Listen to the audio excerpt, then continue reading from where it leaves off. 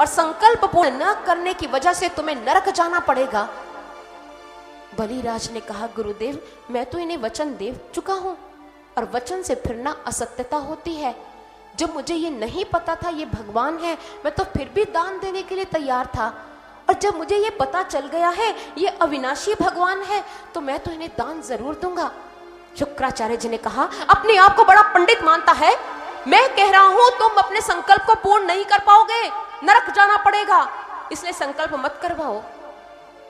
बलिराज ने कहा, नहीं गुरुदेव मैं तो संकल्प अवश्य करवाऊंगा, ये साक्षात भगवान है तो मुझे मारकर भी तो मेरा सब कुछ छीन सकते हैं, लेकिन अगर याचक बनकर आए हैं तो इसमें मेरा ही कोई भला होगा, मैं दान अवश्य दूंगा, मैं दान देने के संकल्प से फिर नहीं सकता, मैं दान दूंगा, जरूर दूंगा। और शुक्राचार्य जी क्रोधित हो गए। उन्होंने कहा, तुम अपने गुरु के समक्ष बोलते हो, तुमने आज अपने गुरु की आज्ञा का उल्लंघन किया है, मैं तुम्हें शाप देता हूं, तुम शीघ्र अतिशीघ्र लक्ष्मी से हीन हो जाओ। गुरुदेव शाप दे गए, लेकिन बलिराज विचलित नहीं हुए। बलिराज ने दान देना स्वीकार किया, लेकिन गुरु की आज्ञा को नहीं माना। उसने अपने गुरु को छोड़ दिया, लेकिन संकल्प नहीं छोड़ा, क्योंकि श्रुति कहती है, गुरुः न स स्यात् स्वजनो न स स्यात्, जननी न सा स्यात्, पिता न स स्यात्, दैवं न तत् स्यात्, न मोचयेद्य समुपेत मृत्युम। हमारी श्रुति ने कहा, वह गुरु गुरु नहीं है, वह माँ माँ नहीं है, वह पिता पिता नहीं है। जो एक व्यक्ति को भगवान की भक्ति से विमुख करे, वो पिता पिता कैसे हो सकता है जो अपने बच्चों को भगवान के पथ पर आगे बढ़ने से रोके। वो माँ माँ नहीं होती जो बच्चों को भगवान की भक्ति से विमुख कर दे। वो गुरु गुरु कैसे हो सकता है जो एक शिष्य को भगवान की ओर बढ़ने से रोक रहा है। गुरु का कर्तव्य कर्म तो यह है कि शिष्य को भगवान से मिलाए। लेकिन शुक्राचार्य जी आध्यात्मिक जगत के गुरु नहीं थे, वो कुल गुरु थे। नहीं जानते थे कि जीवन का लक्ष्य भगवान से मिलना है, और आज एक शिष्य भगवान को प्रसन्न करने जा रहा है तो गुरु बाधा बनकर खड़े हो गए हैं। इससे सिद्ध होता है वो आध्यात्मिक जगत के गुरु थे ही नहीं। इसलिए शुक्राचार्य जी का परित्याग करना बलिराज ने उत्तम समझा। ये मुझे प्रभु से दूर कर रहे हैं। इतिहासकार बताते हैं कि मीराबाई जी ने एक बार गोस्वामी तुलसीदास जी को पत्र लिखा। यूं तो मीराबाई जी के गुरु संत रविदास जी हैं। संत रविदास जी और गोस्वामी तुलसीदास जी समकालीन हैं, लेकिन उस समय संत रविदास जी अपना शरीर छोड़ चुके थे।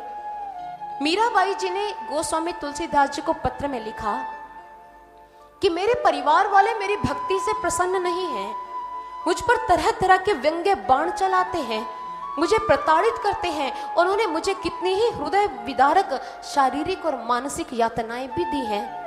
गिरधर का प्रेम तो मेरे अंदर इतना रच बस गया है, सो तो अब छूटत नहीं।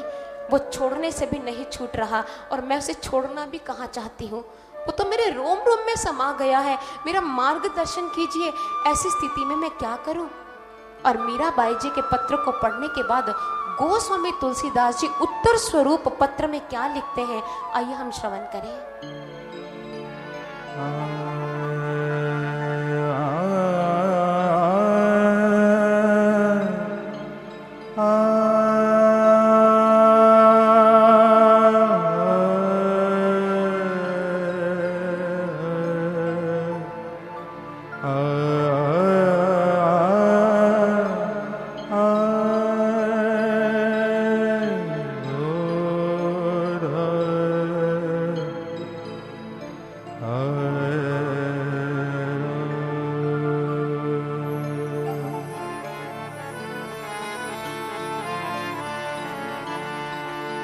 जाके प्रियन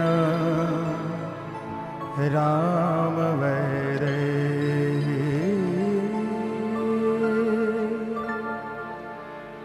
जाके प्रियन राम वैरे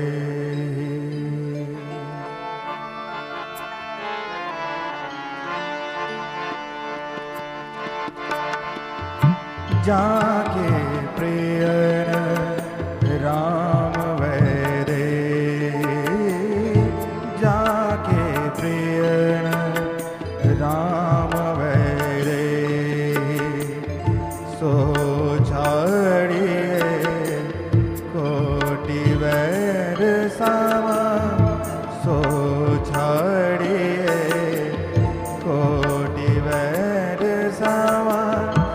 यद्यपि परम स्नेह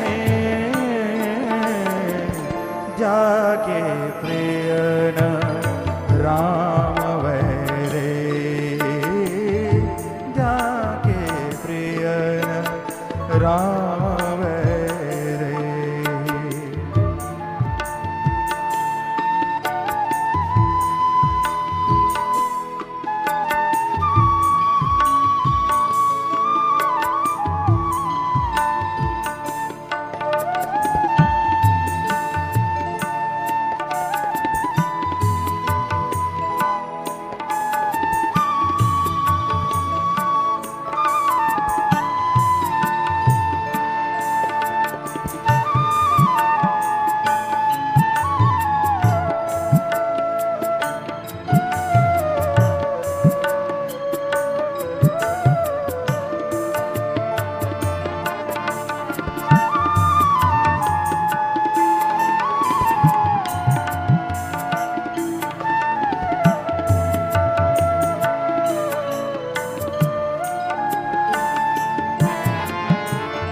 तजो पिता प्रहलाद विभीषण बंधु भरत महतारे तजो पिता प्रहलाद विभीषण बंधु भरत महतारे बलि गुरु तजो कंत ब्रज बनी तनी बलि गुरु तजो कंत ब्रज बनी तनी भय मुद मंगल कार्य जाके प्रिय न राम वैरे जाके प्रिय न राम वैरे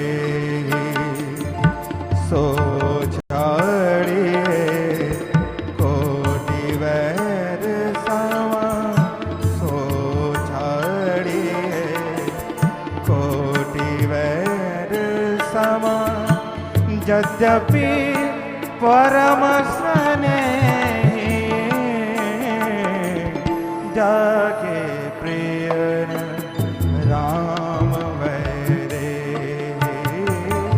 जाके प्रिय न राम वैरे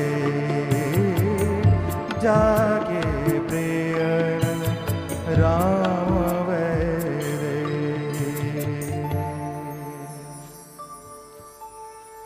गोस्वामी तुलसीदास जी ने कहा, मीराबाई जी, जिसके हृदय में ईश्वर के प्रति प्रेम नहीं है, जो प्रभु की भक्ति नहीं करता, उसे करोड़ों वैरियों के समान त्याग दो, चाहे वो आपका अंतरतम स्नेही ही क्यों ना हो। प्रहलाद ने अपने पिता हिरण्यकशिपु की गोद का परित्याग कर दिया, लेकिन श्री हरि के श्री चरणों का आश्रय नहीं छोड़ा। विभीषण प्रभु श्री राम को पाना चाहता था, उनकी ओर बढ़ना चाहता था। रावण बीच में बाधा बनकर उपस्थित हुआ तो विभीषण ने भाई का परित्याग कर दिया, अपने प्रभु का परित्याग नहीं किया। भरत ने जब यह देखा मेरी अपनी मां कैकेयी ने मेरे प्रभु राम से मुझे दूर कर दिया है, उसने अपनी मां कैकेयी को छोड़ा लेकिन अपने राम को नहीं छोड़ा। बस इस उत्तर से मीराबाई जी को समाधान मिल गया। जो हमें भगवान से दूर करते हैं, हमें हमारे लक्ष्य से दूर करते हैं, उनको छोड़ देना चाहिए, क्योंकि हम अपने प्रभु को पाने आए हैं। आज शुक्राचार्य जी जो एक साधारण कुल गुरु थे, उनका बलिराज ने परित्याग कर दिया और बलिराज जैसे संकल्प करने लगे तो शुक्राचार्य जी से यह दृश्य देखा नहीं गया। जल पात्र की नली में बाधा बनकर उपस्थित हो गए। बटु वामन ने दर्भ का एक तृण उठाया, जल पात्र की नली में जैसे आघात किया तो उससे शुक्राचार्य जी की एक आंख फूट गई। शुक्राचार्य जी डर गए, कहीं ये बटु वामन मेरी दूसरी आंख ना